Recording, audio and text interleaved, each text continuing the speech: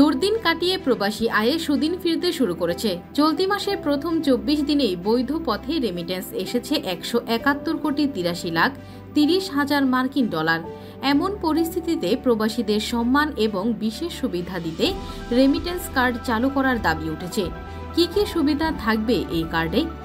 চলতি বছরের এপ্রিল মাসে রেমিটেন্স প্রেরণকারী ও তাদের পরিবারের জন্য স্মার্ট কার্ড প্রদানের মাধ্যমে বিশেষ সুবিধা দেওয়ার সুপারিশ করে তৎকালীন অর্থ মন্ত্রণালয় সম্পর্কিত স্থায়ী কমিটি স্মার্ট কার্ডের মাধ্যমে রেমিটেন্স প্রেরণকারীর পিতামাতা ও স্ত্রী সন্তানেরা সকল পর্যায়ের সরকারি হাসপাতাল, সরকারি সেবা, অফিস ও সুরক্ষার জন্য আইন শৃঙ্খলা বাহিনীর কাছে বিশেষ প্রাধিকার প্রদান করার সুপারিশ করে ওই কমিটি। সাম্প্রতিক সময়ে রেমিটেন্স প্রবাহ হঠাৎ কমে যাওয়ায় আবারও আলোচনায় আসে এই স্মার্ট কার্ড বা প্রবাসী কার্ড। বিশ্লেষকরা বলেছেন, প্রবাসীরাই দেশের প্রকৃত ভিআইপি, কারণ তারাই বিদেশ থেকে বৈদেশিক মুদ্রা পাঠিয়ে রিজার্ভ এবং বাংলাদেশের অর্থনীতিকে সমৃদ্ধ করেছে।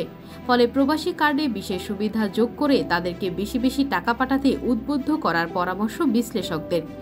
বিশ্লেষণের এরই মধ্যে বেশ কিছু সম্ভাব্য সুবিধার কথা উঠে এসেছে। এরই মাঝে উল্লেখযোগ্য হল বিমানবন্দরের নির্বিঘ্নে ইমিগ্রেশন ও কাস্টমস ক্লিয়ারের সুবিধা প্রদান, দ্রুততম সময়ে বিমানবন্দরে কাজ সম্পন্ন করার নিশ্চয়তা, স্মার্ট অ্যাপসে প্রবাসীদের জাতীয় পরিচয়পত্র ও জন্ম নিবন্ধন সনদ প্রদানে প্রয়োজনীয় ব্যবস্থা গ্রহণ, বিমানবন্দরে প্রবাসীদের জন্য বিশেষ লাইন প্রদান ইত্যাদি। গত জুলাইয়ে কোটা সংস্কার নিয়ে শিক্ষার্থীদের আন্দোলনে সৃষ্ট পরিস্থিতিতে দেশ জুড়ে সংঘাত, সংঘর্ষ, কারফিউ ও ইন্টারনেট বন্ধের প্রেক্ষাপটে বৈধ পথে রেমিটেন্স প্রবাহ কমে যায়।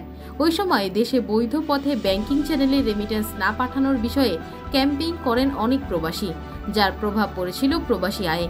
ছাত্র জনতার গণ অভ্যুত্থানের মুখে গত 5ই আগস্ট প্রধানমন্ত্রীর পদ থেকে পদত্যাগ করে দেশ ছাড়েন শেখ হাসিনা। এরপর আবার দেশ গঠনে বৈধ পথে রেমিটেন্স পাঠানোর বিষয়ে ক্যাম্পেইন শুরু করেন অনেক প্রবাসী বাংলাদেশি, যার ফলে আবারও প্রবাসী আয় এখন বাড়তে শুরু করেছে বলে ব্যাংকাররা মনে করছেন। আগস্টের প্রথম 24 দিনে বৈধ পথে 171,83,30,000 মার্কিন ডলার রেমিটেন্স এসেছে, সমপরিমাণ বাংলাদেশি মুদ্রায়, যা 20,600 কোটি টাকারও বেশি। 4 আগস্ট থেকে 10 আগস্ট পর্যন্ত এসেছে 38,71,20,000 মার্কিন ডলার এবং 11 থেকে 17 আগস্ট পর্যন্ত এসেছে 65,14 লাখ মার্কিন ডলার। 18 থেকে 24 আগস্ট পর্যন্ত এসেছে 58,41 লাখ মার্কিন ডলার রেমিটেন্স। কেন্দ্রীয় ব্যাংকের হালনাগাদ প্রতিবেদনে এসব তথ্য উঠে এসেছে।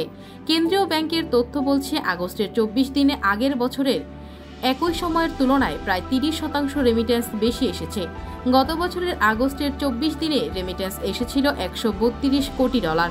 কেন্দ্রীয় ব্যাংকের তথ্যানুযায়ী 2024-25 অর্থবছরের প্রথম মাস জুলাইয়ে প্রবাসীরা 190 কোটি মার্কিন ডলারের রেমিটেন্স দেশে পাঠিয়েছিলেন, যা ছিল গত 10 মাসের মধ্যে সর্বনিম্ন।